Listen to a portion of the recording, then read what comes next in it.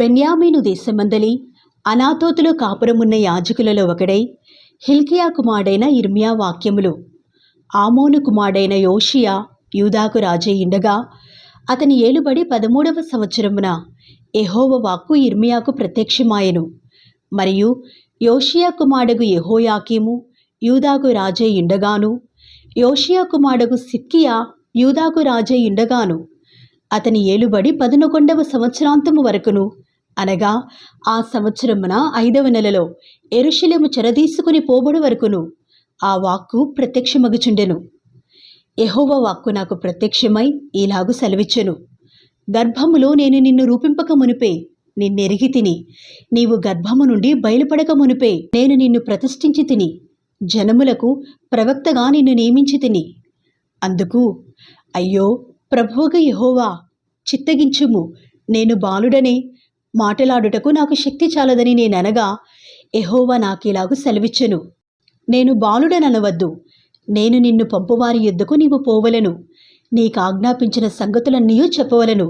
వారికి భయపడకుము, నిన్ను విడిపించుటకు నేను నీకు తోడయున్నాను. ఇదే యెహోవా వాక్కు. అప్పుడు యెహోవా చేయి చాపి నా నోరు ముట్టి ఇలాగ సెలవిచ్చెను: ఇదిగో, నేను నీ నోట నా మాటలు ఉంచియున్నాను.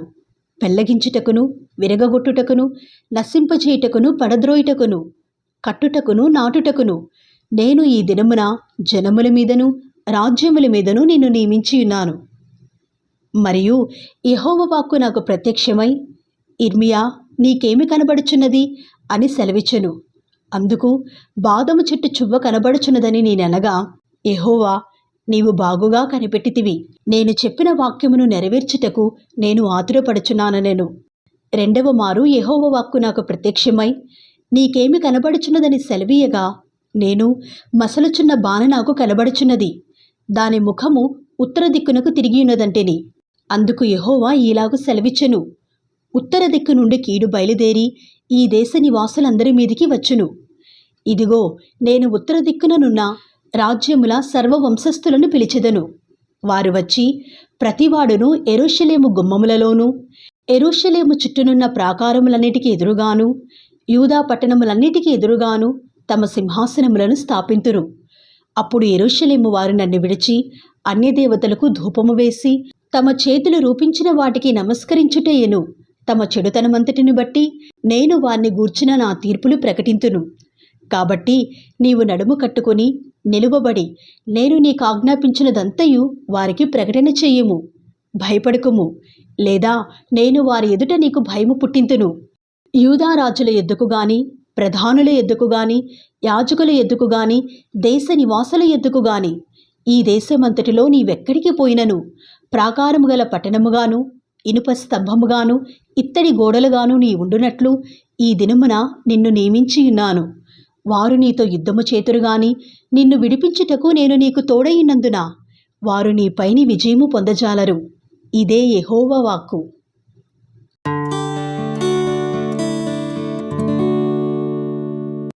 మరియు యెహోవా వాక్కు నాకు ప్రత్యక్షమై ఈలాగు సెలవిచ్చెను: నీవు వెళ్ళి యెరూషలేము నివాసుల చెవులలో ఈ సమాచారము ప్రకటింపుము. యెహోవా సెలవిచ్చినదేమనగా, నీవు అరణ్యములోను విత్తనములు వేయదగని దేశములోను నన్ను వెంబడించుచు నీ యవన కాలములో నీవు చూపిన అనురాగమును, నీ వైవాహిక ప్రేమను నేను జ్ఞాపకము చేసుకునిచున్నాను. అప్పుడు ఇశ్రాయేలు యెహోవాకు ప్రతిష్ఠిత జనమును, ఆయన రాబడికి ప్రథమ ఫలమును ఆయను. అతని లయపరచు వారందరూ శిక్షకు పాత్రులైరి, వారికి కీడు సంభవించును. ఇదే యెహోవా వాక్కు. యాకోబు ఇంటి వారలారా, ఇశ్రాయేలు ఇంటి వారలారా, మీరందరూ యెహోవా వాక్కు వినుడి. యెహోవా ఇలాగు సెలవిచ్చుచున్నాడు: నా యందు ఏ దుర్నీతి చూచి మీ పితరులు వ్యర్థమైన దానిని అనుసరించి తాము వ్యర్థులగునట్లు నా యొద్ద నుండి దూరముగా తొలగిపోయిరి. ఐగుప్తు దేశములో నుండి మిమ్మును రప్పించిన యెహోవా ఎక్కడనున్నాడని అరణ్యములో, అనగా ఎడారులు గోతులు గల దేశములో, అనావృష్టియు గాఢాంధకారమును కలిగి ఎవరునూ సంచారమైనను నివాసమైనను చేయని దేశములో మమ్మును నడిపించిన యెహోవా ఎక్కడ ఉన్నాడని జనులు అడుగుటలేదు. దాని ఫలములను శ్రేష్ఠ పదార్థములను తినునట్లు నేను ఫలవంతమైన దేశములోనికి మిమ్మును రప్పింపగా, మీరు ప్రవేశించి నా దేశమును అపవిత్రపరిచి నా స్వాస్యమును హేయమైన దానిగా చేసితిరి. యెహోవా ఎక్కడ ఉన్నాడని యాజకులు అడుగరు. ధర్మశాస్త్రోపదేశకులు నన్నెరుగరు. ఏలికలను నా మీద తిరుగుబాటు చేయుదురు. ప్రవక్తలు బయలుపేరిట ప్రవచనములు చెప్పుదురు. నిష్ప్రయోజనమైన వాటిని అనుసరింతురు. కావున నేనిక మీదట మీతోనూ మీ పిల్లల పిల్లలతోనూ వ్యాజ్యమాడెదను. ఇది యెహోవా వాక్కు. కిత్తీల ద్వీపములకు పోయి చూడుడి. కేదారునకు దూతలను పంపి బాగుగా విచారించి తెలుసుకునుడి. మీలో జరిగిన ప్రకారము ఎక్కడైనను జరిగినదా? దైవత్వము లేని తమ దేవతలను ఏ జనమైనను ఎప్పుడైనను మార్చుకునేనా? అయినను నా ప్రజలు ప్రయోజనము లేని దానికై తమ మహిమను మార్చుకునిరి. ఆకాశమా, దీన్ని బట్టి విస్మయపడుము, కంపించుము, బొత్తిగా పాడైపొమ్ము. ఇదే యెహోవా వాక్కు.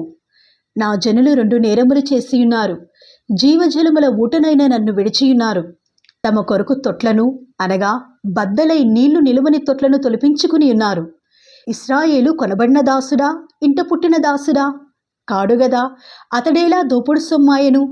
కొదమ సింహములు వానిపైని బొబ్బలు పెట్టెను, గర్జించెను. అవి అతని దేశము పాడు చేసెను.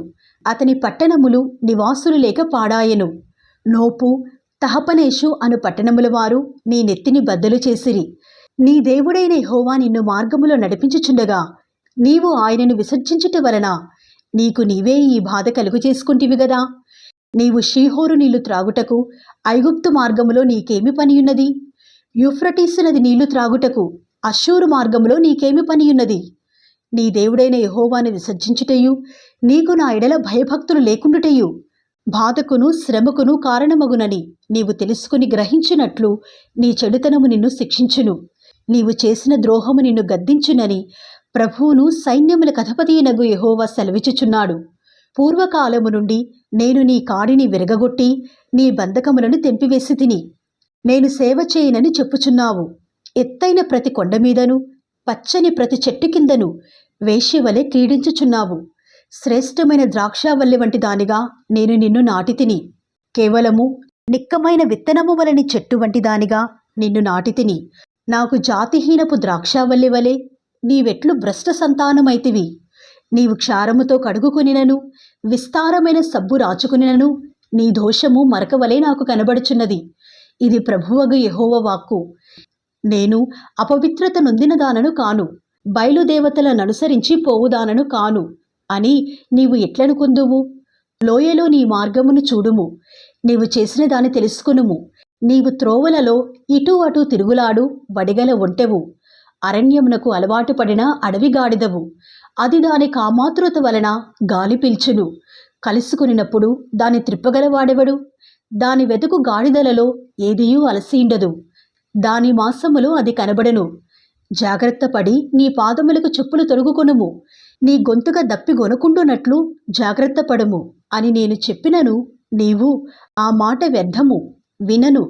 అన్యులను మోహించి తిని వారి వెంబడి పోదునని చెప్పుచున్నావు. దొరికిన దొంగ సిగ్గుపడినట్లు ఇశ్రాయేలు కుటుంబము వారు సిగ్గుపడుదురు. నీవు మా తండ్రివని మ్రానుతోనూ నీవే నన్ను పుట్టించుదువని రాతితోనూ చెప్పుచు వారును వారి రాజులను వారి అధిపతులను వారి యాజకులను వారి ప్రవక్తలను అవమానము నొందుదురు. వారు నా తట్టు ముఖము త్రిప్పుకొనక వీపునే త్రిప్పుకునిరి. అయినను ఆపత్కాలములో లేచి మమ్మును రక్షింపుమని వారు మనవి చేయుదురు. నీకు నీవు చేసుకున్న దేవతలు ఎక్కడనున్నవి? అవి నీ ఆపత్కాలములో లేచి నిన్ను రక్షించునేమో. యూదా, నీ పట్టణములెన్నో నీ దేవతలన్నీయే గదా. మీరందరూ నా మీద తిరుగుబాటు చేసినవారు. నాతో ఎందుకు వాదించుదురని యెహోవా అడుగుచున్నాడు. నేను మీ పిల్లలను హతము చేయుట వ్యర్థమే. వారు శిక్షకు లోబడరు. నాశన వాంఛగల సింహము వలె మీ ఖడ్గము మీ ప్రవక్తలను సంహరించుచున్నది. ఈ తరము వారలారా, యెహోవా సెలవిచ్చు మాట లక్ష్యపెట్టుడి. నేను ఇశ్రాయేలునకు అరణ్యము వలెనైతినా, గాఢాంధకార దేశము వలెనైతినా? మేము స్వేచ్ఛగా తిరుగులాడువారమైతిమి. ఇకను నీ ఎద్దుకు రామని నా ప్రజలేలా చెప్పుచున్నారు? కన్యక తన ఆభరణములను మరచునా? పెండ్లి కుమారి తన వడ్డానమును మరచునా? నా ప్రజలు లెక్కలేనన్ని దినములు నన్ను మరచియున్నారు. కామము తీర్చుకునుటకై నీవెంతో ఉపాయముగా నటించుచున్నావు. అందువలన నీ కార్యములు చేయుటకు చెడు స్త్రీలకు నేర్పితివి గదా. మరియు నిర్దోషులైన దీనుల ప్రాణరక్తము నీ బట్ట చెంగుల మీద కనబడుచున్నది.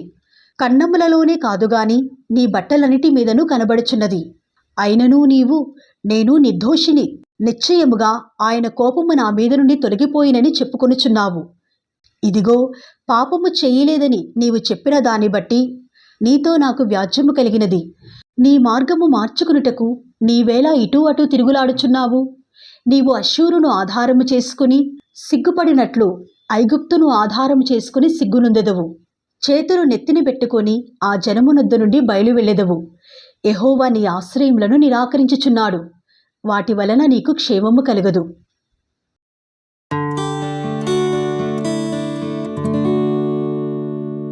మరియు ఒకడు తన భార్యను త్యజించగా ఆమె అతని ఎద్దు నుండి తొలగిపోయి వేరొక పురుషునిదైన తరువాత అతడు ఆమె ఎద్దుకు తిరిగి చేరునా? అలాగు జరుగు దేశము బహుగా అపవిత్రమగును గదా. అయినను నీవు అనేకులైన విటకాండ్రతో వ్యభిచారము చేసినను నా ఎద్దుకు తిరిగి రమ్మని యెహోవా సెలవిచ్చుచున్నాడు. చెట్లు లేని కొండ ప్రదేశము వైపు నీ కన్నులెత్తి చూడుము. నీతో ఒకడు సైనింపని స్థలమెక్కడ ఉన్నది? ఎడారి మార్గమున అరబీ దేశస్థులు కాచియుండునట్లుగా నీవు వారి కొరకు త్రోవలలో కూర్చుండియున్నావు. నీ వ్యభిచారముల చేతను నీ దుష్కార్యముల చేతను నీవు దేశమును అపవిత్రపరచుచున్నావు. కావున వానలు కురియక మానెను, కడవరి వర్షము లేకపోయి ఉన్నది. అయినను నీకు వ్యభిచార స్త్రీ ధైర్యము వంటి ధైర్యము కలదు. సిగ్గుపడనొల్లకయున్నావు. అయినను ఇప్పుడు నీవు, నా తండ్రి, చిన్నప్పటి నుండి నాకు చెలికాడవు నీవే అని నాకు మొర్రపెట్టుచుండవా? ఆయన నిత్యము కోపించునా, నిరంతరము కోపము చూపునా అని నీవనుకొనినను నీవు చేయదలిచిన దుష్కార్యములు చేయుచూనే ఉన్నావు. మరియు రాజైన యోషియా దినములలో యెహోవా నాకేలాగు సెలవిచ్చెను. ద్రోహిణియగు ఇశ్రాయేలు చేయ కార్యము నీవు చూచితివా? ఆమె ఉన్నతమైన ప్రతి కొండ మీదికిని పచ్చని ప్రతి చెట్టు క్రిందికిని పోవచ్చు అక్కడ వ్యభిచారము చేయుచున్నది. ఆమె ఈ క్రియలన్నిటిని చేసినను ఆమెను నా ఎద్దుకు తిరిగి రమ్మని నేను సెలవీయగా ఆమె తిరిగి రాలేదు. మరియు విశ్వాసఘాతకురాలగు ఆమె సహోదరి అయిన యూదా దాని చూచెను. ద్రోహిణియగు ఇశ్రాయేలు వ్యభిచారము చేసిన హేతువు చేతనే నేను ఆమెను విడిచిపెట్టి ఆమెకు పరిత్యాగ పత్రిక ఇయ్యగా విశ్వాసఘాతకురాలగు ఆమె సహోదరి అయిన యూదా చూచియు తానును భయపడక వ్యభిచారము చేయుచూ వచ్చుచున్నది. రాళ్లతోనూ మొద్దులతోనూ వ్యభిచారము చేసెను. ఆమె నిర్భయముగా వ్యభిచారము చేసి దేశమును అపవిత్రపరచెను. ఇంతగా జరిగినను విశ్వాసఘాతకురాలగు ఆమె సహోదరి అయిన యూదా పైవేషమునకే గాని తన పూర్ణ హృదయముతో నా ఎద్దుకు తిరుగుటలేదని యెహోవా సెలవిచ్చుచున్నాడు. కాగా విశ్వాసఘాతకురాలగు యూదా కంటే ద్రోహిణియగు ఇశ్రాయేలు తాను నిర్దోషిని అని రుజువుపరుచుకునియున్నది. నీవు వెళ్ళి ఉత్తర దిక్కున ఈ మాటలు ప్రకటింపుము. ద్రోహిణివగు ఇశ్రాయేలు, తిరిగి రమ్ము, ఇదే యెహోవా వాక్కు. మీ మీద నా కోపము పడనీయను. నేను కృపగలవాడను గనుక నేనెల్లప్పుడూ కోపించువాడను కాను. ఇదే యెహోవా వాక్కు. నీ దేవుడైన యెహోవా మీద తిరుగుబాటు చేయుచు నా మాటను అంగీకరింపక ప్రతి పచ్చని చెట్టు క్రింద అన్యులతో కలుసుకునుటకు నీవు ఇటూ అటూ పోయినా నీ దోషము ఒప్పుకొనుము. ఇదే యెహోవా వాక్కు. భ్రష్టులగు పిల్లలారా, తిరిగి రండి, నేను మీ యజమానుడను. ఇదే యెహోవా వాక్కు. ఒకానొక పట్టణములో నుండి ఒకనిగాను ఒకానొక కుటుంబములో నుండి ఇద్దరిగాను మిమ్మును తీసుకొని సియోనునకు రప్పించెదను. నాకిష్టమైన కాపరులను మీకు నియమింతును. వారు జ్ఞానముతోనూ వివేకముతోనూ మిమ్ము నేలుదురు. మీరు ఆ దేశములో అభివృద్ధి పొంది విస్తరించు దినములలో జనులు యెహోవా నిబంధన మందసమని ఇకను చెప్పరు. అది వారి మనస్సులోనికి రాదు. దానిని జ్ఞాపకము చేసుకునరు. అది పోయినందుకు చింతపడరు. ఇక మీదట దాని చెయ్యరాదు. ఇదే యెహోవా వాక్కు. ఆ కాలమున యెహోవా యొక్క సింహాసనమని యెరూషలేమునకు పేరు పెట్టెదరు. జనములన్నీయు తమ దుష్ట మనస్సులో పుట్టు మూర్ఖత్వము చొప్పున నడుచుకొనక యెహోవా నామమును బట్టి యెరూషలేమునకు గుంపులుగా కూడివచ్చెదరు.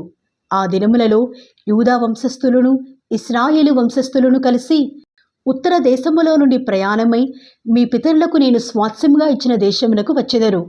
నేను బిడ్డలలో నిన్నెట్లు ఉంచుకొని రమ్య దేశమును జనముల స్వాస్థ్యములో రాజకీయ స్వాస్థ్యమును నేనెట్లు నీకిచ్చిదననుకొని ఇంటిని.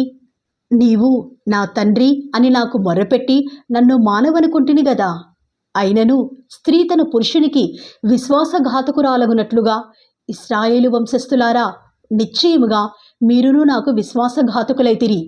ఇదే యెహోవా వాక్కు. ఆలకించుడి. చెట్లు లేని మెట్టల మీద ఒక స్వరము వినబడుచున్నది. ఆలకించుడి. తాము దుర్మార్గులై తమ దేవుడైన యెహోవాను మరచిన దానిని బట్టి ఇశ్రాయేలీయులు చేయు రోదన విజ్ఞాపనములు వినబడుచున్నవి. భ్రష్టులైన బిడ్డలారా, తిరిగి రండి. మీ అవిశ్వాసమును నేను బాగుచేసిదను. నీవే మా దేవుడువైన యెహోవావు. నీ యొద్దకే మేము వచ్చుచున్నాము. నిశ్చయముగా కొండల మీద జరిగినది మోసకరము, పర్వతముల మీద చేసిన ఘోష నిష్ప్రయోజనము. నిశ్చయముగా మా దేవుడైన యెహోవా వలన ఇశ్రాయేలులకు రక్షణ కలుగును.